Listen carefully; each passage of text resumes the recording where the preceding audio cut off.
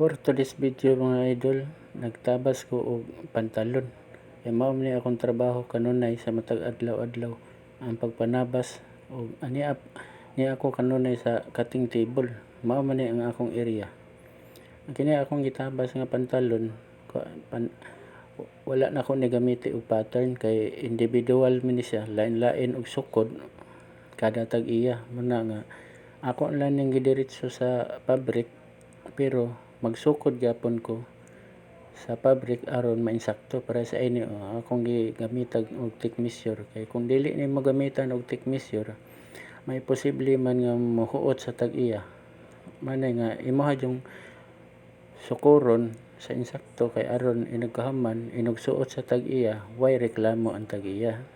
Makaingon pa ang tag-iya nga kini mo'y sukod, haom kayo sa akong lawas.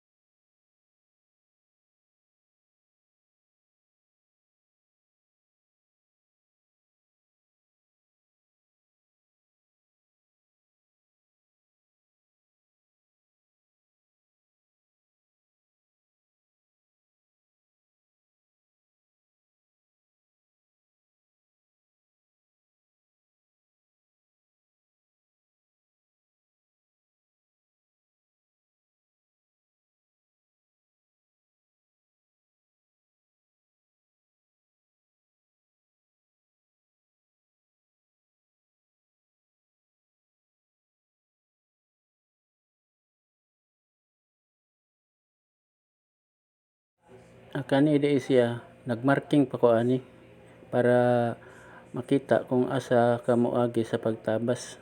Ang pagtabas ini niyang akong gimarkingan karon tuwa na makita sa second video. Kay kini siya nga video part 1 man ang pagcutting tuwa makita sa part 2 second video.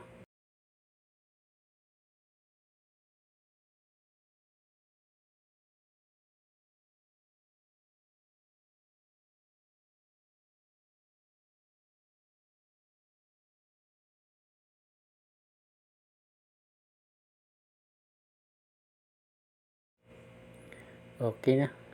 Nahuman na jud og marking, tabas na pod ang sunod ani.